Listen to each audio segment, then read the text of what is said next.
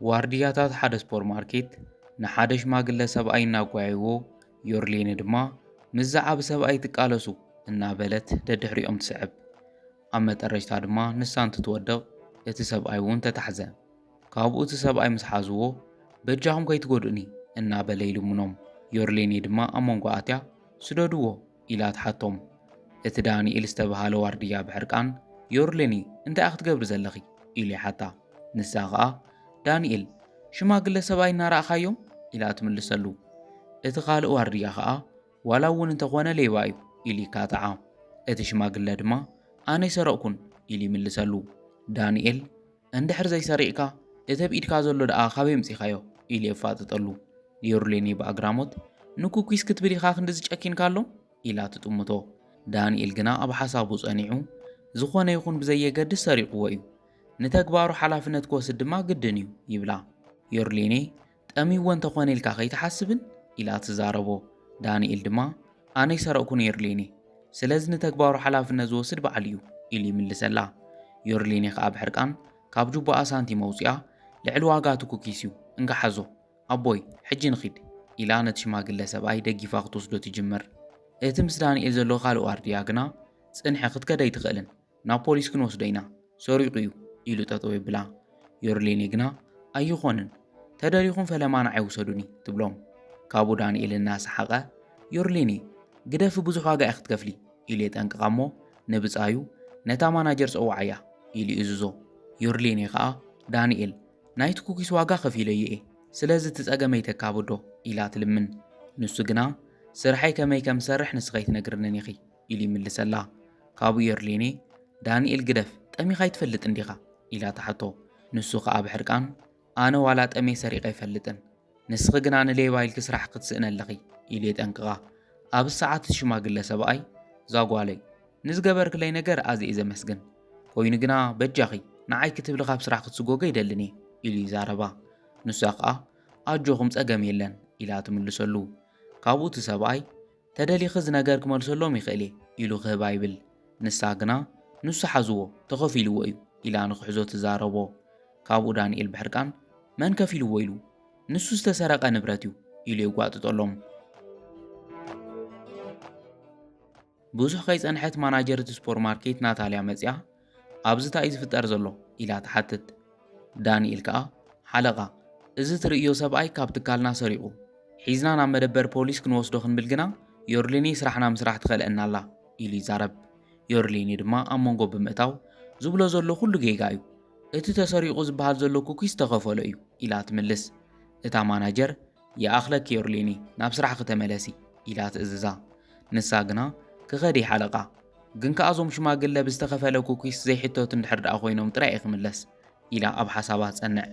እታ ማናጀር ድማ ዮርሌኒ ዘረባ ከይወሰኽክ ናብ ስራሕ ከተመለሲ ተዘይኮይኑ ሕጂ ክሰጎኪ እየ ኢላ ተፈራርሓ። ኣብ ሰዓት እቲ ሽማግለ ሰብኣይ ኣብ መንጎ ብምእታው በጃኹም ነዛ ምሽክን ቆልዓ ካብ ስራሕ ከይትሰጉዋ ተደሊኹም ንዓይ ሓዙኒ ኢሉ ኢዱ ይህቦም። ዮርሌኒ ግና ኣይኾንን ንስራሕ ኢለ ክኾን ዘይግብኦ ነገር ንክፍጠር ኣይፈቅድን ትብል። ካብኡ ተሓለቓ ይዋዘ ይኮንኩን ዘለኹ ዮርሌኒ ሓንሳ እንተኸይድክ ምምላስ የለን ኢላ ተጠንቅቓ። ዮርሌኒ ከዓ ኣነ እውን ካብ ልበ እዛረብ ዘለኹ ወይዘሮ ናታልያ ትገብርዎ ዘለኹም ነገር ልክዕ ኣይኮነን ኢላ ምስቶም ሰብኣይ ትኸድ። ናታልያ ከዓ ዮርሌኒ እዚ ነገር ኣብ ዘይእክልን ኢላ ትሕንየላ።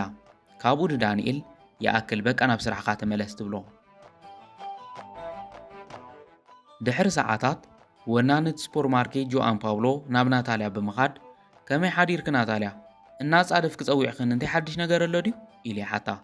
ንሳ ከዓ ሓለቓ ሓደ ዘዛርበካ ወሳኒ ነገር ኣሎ ትብሎ። ሓለቓ ንገርኒ እንታይ ዝተፈጠረ ነገር ኣሎ ድዩ ኢሉ ምስ ሓተታ ንሳ ከዓ ብዛዕባ ዮርሌኒ እዩ ኢላ ትጅምረሉ። ካብኡ ፓውሎ ዮርሌኒ እንታይ ኮይና ኢሉ ይሓትት። ንሳ ከዓ ኣብ ስርቂ ተሓባባሪት ኮይና ተረኺባ ኢላ ትሕስወሉ። ፓውሎ እናገረሞ እንታይ ትብሊ ከም ዘለኺ ትፈልጥ እዮ ዶ? እዚ ከኣምነከ ኣይክእልን፣ ኣነ እኮ ስራሕ ከዕብያ እየ እናሓሰብኩ ነይረ ይብል። ንሳ ከዓ ይገርመካ እየ ሓለቓ ሰባት ክንፈልጦም ኣይንኽእልን ኢና፣ በቲ ምኽንያት ንሱ እየ ካብ ስራሕ ሰጉይገያ ኢላ ተረድኦ። ንሱ ድማ ከምኡ እንድሕር ኮይኑ ጽቡቕ ጌርኪ ሕጊ ሕጊ እዩ፣ ኩሉ ሰብ ድማ ከኽብሮ ኣለዎ ኢሉ ይዛረብ። ንሳ ድማ ጽቡቕ ተዛሪብካ ሓለቓ ሕጂ ናታ ቦታ ዝትክእ ሰራሕተኛ የድልየና እዩ ኢላ ተሓቶ። እታ ሓለቓ ድማ ጽቡቕ ክንደሊ ኢና ሕጂ ናብ ስራሕ ኺዲ ኢሉ የሰናብታ። ንሳ ድሕሪ ምኻዳ ንዳንኤል ይሪኦ እሞ ዳንኤል ሓንሳእ ደሌካ ነይረ ኢሉ ይጽውዖ። ምስ መጸ ድማ ሓደ ዓበጋሻ ክመጸና እዩ ኢሉ ይዛረብ። ዳንኤል ድማ ጽቡቕ ሓለቃ ኣብ ዝመጸሉ ሰዓት ኣፍልጠኒ ኢሉ ይምልሰሉ። ብኻልእ ገጽ ዮርሌኔ ነቲ ሽማግለ ሰብኣይ ናብ ገዛኣ ተወስዶ እሞ ገዛይ ነዚኣ ትመስል ኣብዚ ኮፍ በሉ ኢላ ትዕድሞ። ካብኡ ቐጺላ ዝብላዕ እንታይ ከምጸልኩም ኢላ ትሓትት።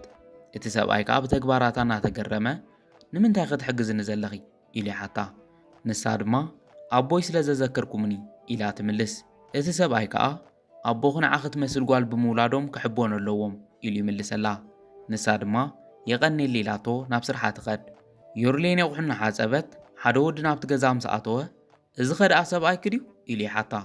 እቲ ወዲ ግና ኣይኮንኩን ኣነ ሕጋዊ ወናኒ ዝገዛኤ ኢሉ ንኽልቲኦም የሰንብዶም። ዮርሌኔ ዘረብኡ እናግረመላ ንምንታይ ደኣ ኸምኡ ኢልካ ትኣቱ ኢላ ተሓቶ።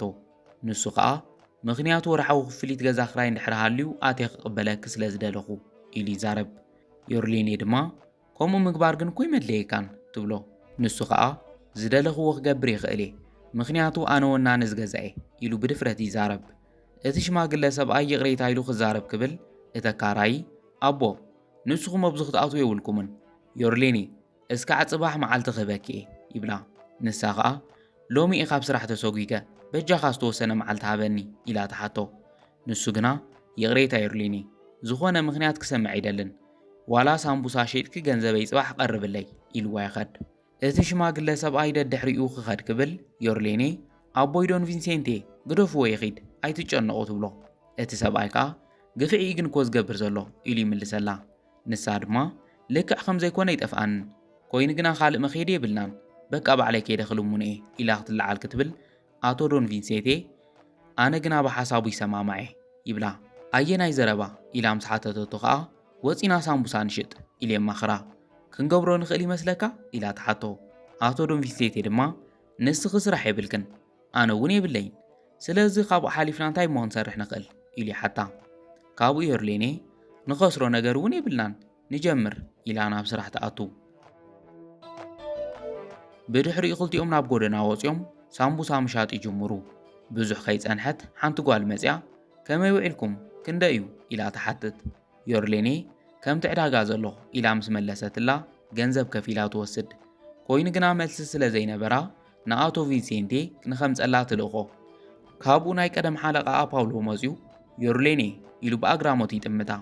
ካብኡ ቐፂሉ እንታይ ከም ዝተፈጠረ ነጊሮምኒ ብሓቂ እዚኣ ሓፊረ ኢሉ ይዛረባ። ንሳ ከዓ ብምሉእ ርእሰ ተኣማንነት ሕጂ እውን ደጊመ ዝገብሮ ዘየጣዓሰኒ ነገር ገይረ ኢላ ትምልሰሉ። ንሱ ከዓ እናገረሞ ከምኡ ምሕሳብኪ ክሕፍረኪ ነይርዎ ይብላ። ንሳ ግና ብፍጹም ከምኡ ብምግባርኩም ንስኹም እዮም ክትሓፍሩ ዘለኩም ይቕሬታ ኣብ ስራሕ እየ ዘለኹ ኢላ ምስርሓ ትቕጽል። ካብኡ ተዓሚል ምቁር ከም ዝኾነ ካብ ጨኑ ይፍለጥ ምስ በለታ ዮርሌኔ ብሓቂ ኣዝዩ ጥዑም እዩ ኢላ ትምልሰላ። እታ ጓል ገዚኣ እናኸደት ዳንኤል ረኺቡ እዚ ሳምቡሳ በይ ገዚእኽዮ ኢሉ ይሓታ። ንሳ ድማ ኣብዚ ቀረባ እዩ ኣብ ጥቓ ኩይቶ ፓርክ ኣለካ ከመይ ጥዑም ይመስለካ ፍሉይ እዩ ኢላ ንክገዝእ ተተባብዖ። ካብኡ ዳንኤል ሓንሳእ ጸንሒሉ ናታልያ ናታልያ እናበለ ንሓለቑ ይጽዋዓ። ናታልያ ምስ መጸት እታ ኣብዚ ዘላ ጓል ጥዑም ሳምቡሳ ኣለዋ ዲ ክትብል ዘለኺ ኢሉ ንናታልያ ንኽትነግራ ይሓታ። እታ ጓል ከይተወድአ ኸይድኩም ተትገዝኡ ይመኽረኩም ምኽንያቱ ኣዝዩ ምቁር እዩ ምስ በለት ዳንኤል ጠሜዶ ትብል ነርኪ ኢሉ ንናታልያ ይሓታ። ናታልያ በፂሕና ክንመጽእ ንኽእል ኢና ምስ በለቶ ሕራይ ኢልዋ ተተሓሒዞም ይኸዱ። ኮይኑ ግና ናብቲ ቦታ እንተኸዱ እቶም ሸየጥትን ንዮርሌኔ ኮይኖም ዝጸንሕዎም ዓይኖም ከኣምኖ ይከኣሉን። ኣብዚ እንታይ ትሰርሑ ኣለኹም ኢሎም ከዓ ሓተትዎም። ኣቶ ዶን ቪንሴንቴ ሕጂ ዝኾነ ረቢሽ ኣይንደልን ምስ በሎም ዳንኤል እቲ ሰብ ዘዘራርብ ዘሎ ሳምቡሳ ናትኩም ድዩ ኢሉ ይሓቶም። ዮርሌኔ ከዓ እወ ክትገዝኡ ተደልኹም ኣብ ዘለኩም ኢላ ትዛረብ። ኣቶ ዶን ቪንሴንቴ ከዓ ኣዝዩ ምቁር እዩ ሎሚ ኣሰሪሓቶ ኢሉ ይውስኸላ። ናታልያ ግና ንስኺ ዝሰራሕክዮ ካብ ዝበልዕ ሞት ይሕሸኒ ብዝኾነ ስለ ዝረኸብኩኹም ኣዝዩ ደስ ኢልኒ ኢላ ተፈራርሑም ትፍትን። ዮርሌኔ ከዓ ብድፍረት ንዝደለኽዮ ነገር ኣብ ዘለኹ መጺኺ ክትረኽብኒ ትኽእል ኢኺ ኢላ ትምልሰላ። ናታልያ ከዓ ክምለስ ዳንኤል ናብ ስራሕና ንኺድ ኢላ ሒዛቶ ትኸድ። ዳንኤል ድማ ቻው ኢልዎም እናሰሓቑ ይኸዱ። ንሶም ምስ ከዱ ኣቶ ዶን ቪንሴንቴ ካብ ገጻ ከም ዝሓዘነ ትርእዩ ናይዚኦም ዘረባ ናብ ውሽጢ ከይትእትውዮ ኢሉ ይመኽራ። ንሳ ከዓ ዘረብኦም ከብዲ እዩ ዝቖርጽ ኢላ ትምልሰሉ። ኣቶ ዶን ቪንሴንቴ ከዓ ሕርቃን ንዝኾነ ሰብ ኣይጠቅምን፣ ሕጂ ሳምቡሳና ሸይጥና ገዛ ክራይ ንኽፈል ይብላ። ብድሕሪኡ ናብ ስርሖም ይምለሱ።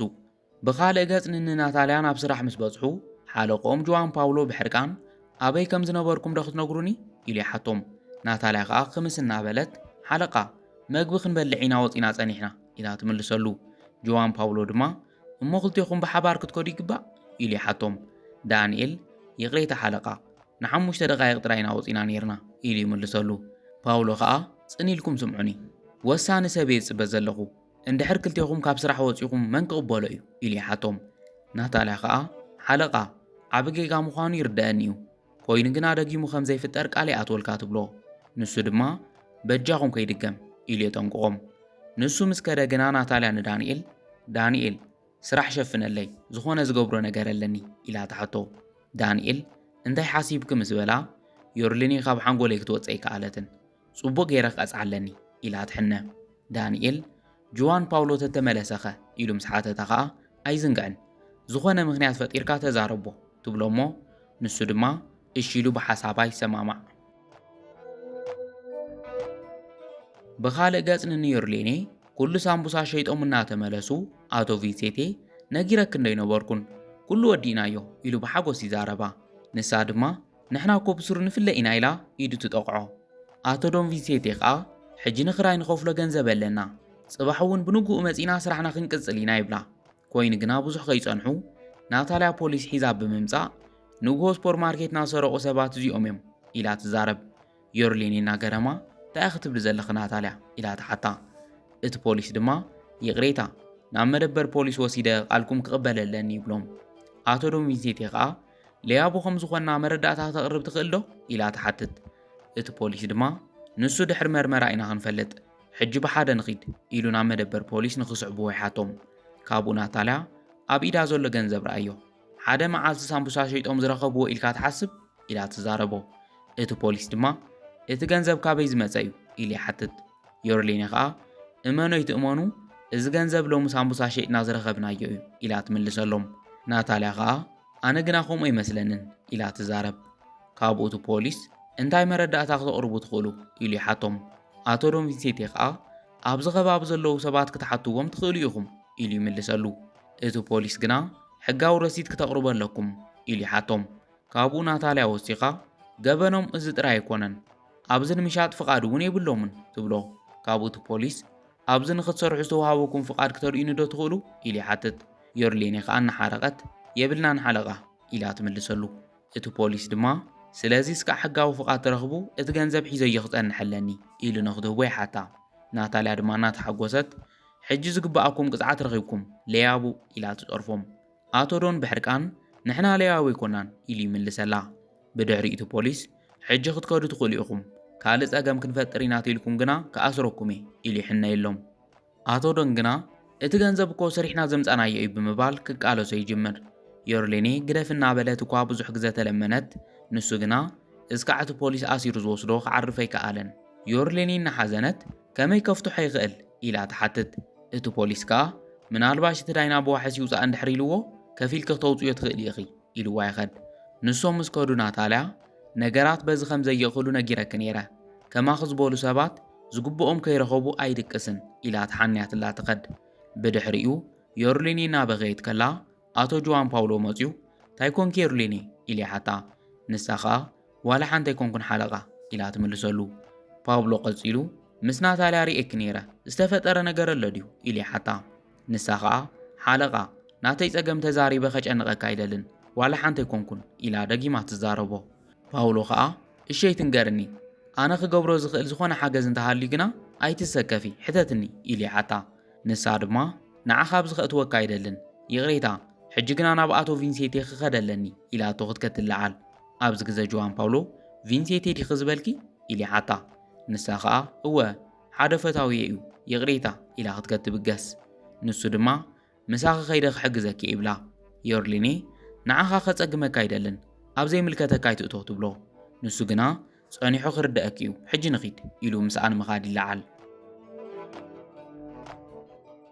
ብኻልእ ገጸ መደበር ፖሊስ እቲ ፖሊስ ንኣቶ ቪንሴንቴ ኩሉ ትፈልጦ ሓበሬታ ብምዝራብ ሓግዘኒ ኢሉ ይሓቶ ኣቶ ቪንሴንቴ ስመይ ኣቶ ዶን ኢሉ ክጅምር ክብል ጆዋን ፓውሎ መጺኡ ካብ ወንበረ ተስኦሞ ኣቦይ ሕሙም ምዃኑ ዝገልጽ መረዳእታ ኣብ ዘሎ ኢሉ ይርዮ እቲ ፖሊስ ከዓ ይቕሬታ ናይ ሕክምና ጸገም ከም ዘለዎ ይፈለጥኩን ጸኒሐ ኢሉ ይምልስ እሞ ኢዳው ይፈትሖ ብኻልእ ገጽ ኢርሊኔ ኣብ ደገ እናተጸበየት ከላ ኣካራይኣ ቴሌፎን ደው ኢሉ ንብረት ኩሉ ኣብ ጎደና ተደብርየሎ በጃኽ መጺኸ ልዕልዮ ይብላ ንሳ ከዓ በጃኻ ተጸበየኒ ኢላ ክትጎይ ትጅምር ብኻልእ ገጽ ፓውሎ ድማ ንኣቶ ቪንሴንቴ ባባ ንዓኻ ድዮም ከም ሌባ ቆጺሮም ክሕዙኻ ፈቲኖም ኢሉ ይሓቶ ንሱ ከዓ እወ ወደይ እቶም ክልተ ሓለውቲ ንተሓላፊትን ኢሉ ይምልሰሉ ፓውሎ ከዓ እሞ ንምንታይ ሓቁ ዘይትዛረቦም ኢሉ ይሓቶ ንሱ ከዓ መዓዝ ሞ ንኽዛረብ ዕድል ሂቦብኒ ዮርሌኔ ተዘይትህሉ እንታይ ክፍጠር ከም ዝኽእል ኣይፈልጥን ኢሉ ይዛረብ ፓውሎ ከዓ ዮርሌኔ እታ ናታልያ ሰጎጎት ታድያ ኢሉ ይሓቶ እወ ምስ በሎ ርግጸኛ ዲኻ ኢሉ ንምርግጋጽ ይሓቶ ኣቦኡ ድማ እታ ቆልዓ ብዙሕ ጸገም እዩ ዘለዋ ክንሕግዛ ኣለና ይብሎ ፓውሎ ብርግጽ ክንሕግዛ ኢና ባባ ሕጂ ኣብ ደገ ኣጽበየና ዘላ ኩሉ ነገር ክዕርየ ኢሉ ናብ ደገ ይውፅኦ ብድሕሪኡ ኣቶ ዶን ቪንሴንቴ ናብቲ ሱፐርማርኬት ምስ ከደ ናታልያ ትሪኦሞ ንዳንኤል መጺቱ ሰብኣይ ኢላ ተርእዮ ዳንኤል እቲ ሌባ ኢሉ ናብኡ ብምኻድ ካብ ፖሊስ ኣምሊጥካ መጺኻ ኢሉ ይሓቶ ናታልያ ሓዞ ሕጂ ናብ ፖሊስ ክድውል እየ ምስ በለት ዳንኤል ክሕዞ ክብል ፓውሎ መጺኡ ፈንዎ ኣቦ እዩ ኢሉ ይገርሞም ካብኡ ቐጺሉ ኩሉ ሓቂ ሕጂ ፈሊጠ ኢሉ ምስ ኣፈራርሖም ዳንኤል ይቕሬታ ሓለቓ ኣቦኻ ምዃኑ ኣይፈለጥኩን ጸኒሐ ኢሉ ይቕሬታ ይሓትት ናታልያ ከዓ ይቕሬታ ንሕና ስራሕና ኢና ንሰርሕ ነርና ኢላ ትዛረብ ፓውል ግና ስራሕ ዋላ ሓንቲ ንዘየጥፍአ ሰብ እናሰዓብካ ሰላም ምኽላእ ስራሕ ኢሉ ይሓቶም ካብኡ ቐጺሉ ዮርሊኔ እውን ብናትኩም ጌጋ ከም ዝተሰጎጎት ፈሊጠ እየ ኢሉ ምስ ኣፈራርሖም ናታልያ ሓለቓ ብመሰረት ናይ ትካልና ሕጊ እየ ሰሪሐ ኢላ ምሕረት ተሓትት ኣቶ ዶን ቪንሴንቴ ከዓ እዚ ብዙሕ ሰባት ሰርሕዎ ጌጋ እዩ ሰባት ምዃኖም ገዲፎም ብኣከዳድናን ስልጣንን ይፈርዱ ይብል ካብኡ ፓውሎ ጽቡቕ ኣለኻ ባባ ካብ ሎሚ ክልቲያኹም ተሰጒግኩም ኣለኹም ኢሉ የፍልጦም ናታልያ ሓለቓይ ትጋገይላ እናበኸይት ክትልሙኖ ትጅምር ንሱ ግና ሕጂ ምኽንያት ክሰምዕ አይደልን ፖሊስ ከይጸዋዕኹ ውፁ ኢሉ ይዝዞም ብድሕሪኡ ኣቶ ዶን ቪንሴንቴ እታ ጅግና መንእሰይ ከ ኣበይ ኮን ትህሉ ኢሉ ይሓትት ካብኡ ቁሩብ ሓሲቡ ኣበይ ክትህሉ ከም ትኽእል ሕጂ ዘኪረ ንዓና ኢሉ ንወዱ ሒዝዎ ይኸድ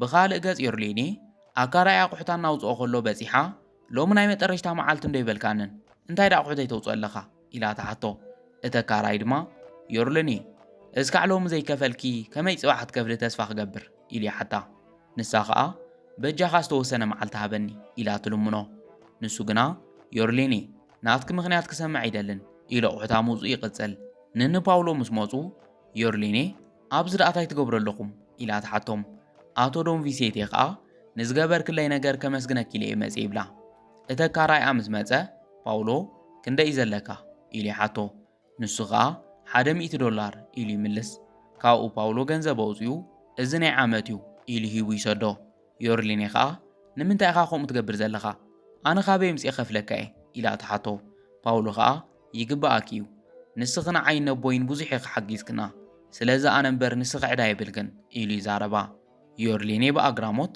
ኣቦይ ኢላ ተሓቶ እወ ኣቦ ኢሉ ምስ ኣረጋገጸላ ኩሉ ሰብ ክገብሮ ዝኽእል ነገር እየ ገይረ ኢላ ትምልስ ኣቶ ቪንሴንቴ ከዓ ተቐቢሉ ኣይትጋገይ ዛጓለይ ከምዚ ዝገብሩ ውስናት ኣምላኽ ዝመረጾም ሰባት እዮም ኢሉ የመስግና ካብኡ ፓውሎ ብጌጋ በዳሊት ገይረ ስለ ዝሓሰብኩ ይቕረበልለይ ተመሊስ ከብቲ ካለይ ማናጀር ኮንክን ምስራሕ ፍቓደኛ ዲኺ ኢሉ ይሓታ ንሳ ከዓ ማናጀር ኣነ ኮ ዲግሪ የብለይን ኢላ ትምልሰሉ ንሱ ድማ ዘጨንቕ የብልክን እና ስራሕኺ ክትመሃር ትኽእል ኢኺ ብዛዕባ ናይ ትምህርቲ ክፍሊት እውን ኣይትሕሰቢ ትካልና ክሽፍኖ እዩ ኢሉ የበስራ ዮርሌኔ ብታሕጓስ ትብሎ ጠፊኡ ዋስቕ ትብል ኣቶ ዶን ቪንሴንቴ ከዓ ይግባኣኪ ዮርሌኔ ተቐበልዮ ኢሉ ይሓታ ንሳ ድማ ከመይ ዘይቅበል የቐኒየለይ ሕጂ እተውቡን ክእንግደኩም ትብሎም ንሶም ድማ ጽቡቕ ኢሎም ኣብ ደገ ተደርቢዩ ዝነበረ ኣቑሑታ እናሓዙ ናብ ውሽጢ ይኣቱ